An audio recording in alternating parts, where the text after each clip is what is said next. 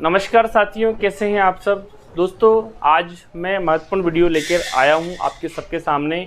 दोस्तों इस वीडियो का जो संबंध है वो है महात्मा गांधी इंग्लिश मीडियम। जैसा कि आप सबको पता है दोस्तों, इसमें आपको ये महत्वपूर्ण पॉइंट्स यहाँ लिखे हुए हैं, इन सब के बारे में और अन्य भी पॉइंट्स मैं लिख के लाया हूँ, उन सभी के बारे में डाउट्स क्लियर करूँगा।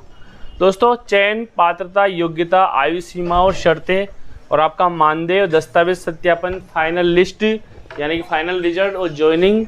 इसके बाद दोस्तों चरित्र, आपका जो पुलिस वेरिफिकेशन प्लस मेडिकल दोनों की ज़रूरत पड़ेगी।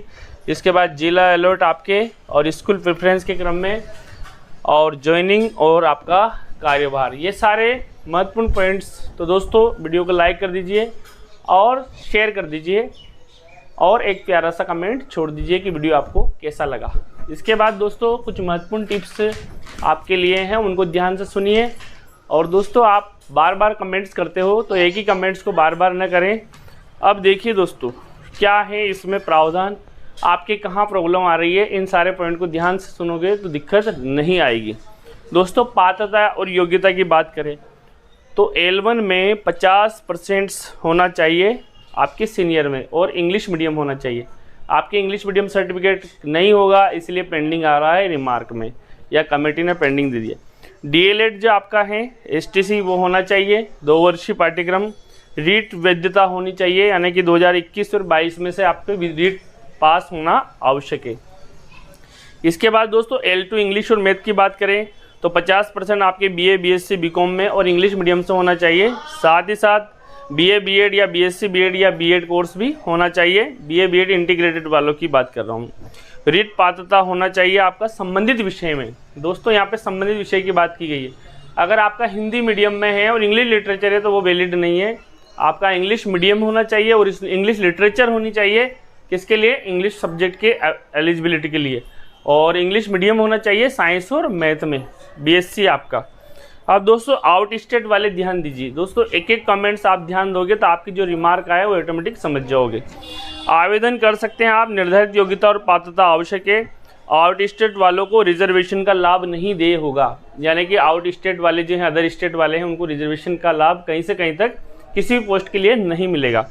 अब दोस्तों आयु सीमा, बहुत सारे कंसिडर से एज वाला मैटर आ रहा है ना, वो देखिए 1/1/2024 को 21 से कम नहीं होना चाहिए और 40 से अधिक नहीं होनी चाहिए। 24 की बात कर रहा हूँ, 1/1/2024, यानी कि 21 से कम की आपकी आयु नहीं होनी चाहिए और 40 से अधिक नहीं होनी चाहिए। जो उम्मीदवार 31/12/20 को आयु सीमा में था उसे 31/12/24 आयु सीमा में माना गया है, यानी कि जिसकी आयु 31/12/20 को ये 21 से 40 के बीच में थी उसको भी इसमें वैलिड माना है। अब दोस्तों आयु में छूट किन को दी गई है? राजस्थान के निवासी EWS, OBC, MBC, SC, ST जो मेल हैं, शहरिया पुरुष, उनको 5 वर्ष की छूट है। दोस्तों ये पुरुष को 5 वर्ष की छूट है। राजस्थान के निवासी EWS हो, OBC हो, SBC हो, MBC हो, SC, ST या शहरिया जो भी हो, ये पुरुष की बात हो रही है। अब दोस्तों सामान्य वर्ग की महिला और अन्य राज्य के समस्त वर्ग की महिला को 5 वर्ष की छूट है, यानी कि 45 वर्ष आयु तक वो आवेदन कर सकते हैं। राजस्थान के मूल निवासी EWS, OBC, MBC, SC, ST और महिला उम्मीदवार शहरिया, इनको 10 वर्ष की छूट का प्रावधान, यानी 50 वर्ष की आयु तक आवेदन कर सकते हैं। अब भूतपूर्व सैनिक जो दोस्तों, उनको 10 वर्ष की छूट है और विधवा और तलाकशुदा को, यानी कि 60 वर्ष की आयु है तब भी वो फार्म भर सकते हैं। 60 से कम होनी चाहिए, क्योंकि 60 में दोस्तों आप सब जानते हैं रिटायरमेंट हो जाता है। अब मानदेय की बात करें दोस्तों, प्रतिमाह फिक्स मानदेय 16,900 रहेगा और 9 वर्ष की सेवा अवधि पूर्ण करने के बाद आपका 29,600 मानदेय हो जाएगा। लेकिन दोस्तों प्रतिवर्ष आपको सेवा संतुष्टि, आपकी सेवा संतोषजनक होनी चाहिए और इसका जो आपका डाटा आगे जाएगा डायरेक्टरेट में यानी निदेशालय में, और प्रतिवर्ष सेवा संतोषजनक होना चाहिए, प्रमाणीकरण होना चाहिए और असंतोष सेवा होने पर दोस्तों हटाया जा सकता है, ध्यान दीजिए, बहुत इंपॉर्टेंट।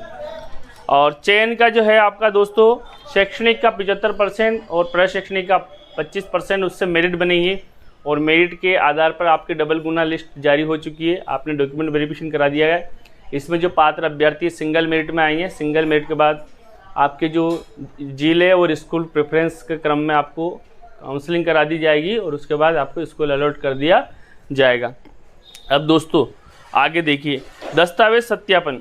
प्राथमिकता के आधार पर केवल ग्रामीण क्षेत्र में नियुक्ति। दोस्तों ध्यान से सुनिए, प्राथमिकता के आधार पर आपकी नियुक्ति केवल ग्रामीण क्षेत्रों में होगी, प्राथमिकता के आधार पर। ठीक है दोस्तों, तो ये डाउट आपके क्लियर हुए कि आप बार बार कह रहे थे सर सिटी में अलॉट होगा या गाँव में। तो दोस्तों प्राथमिकता के आधार पर ग्रामीण में ही आपके जो चयन प्रक्रिया में जो नियुक्ति की जाएगी। Thank you.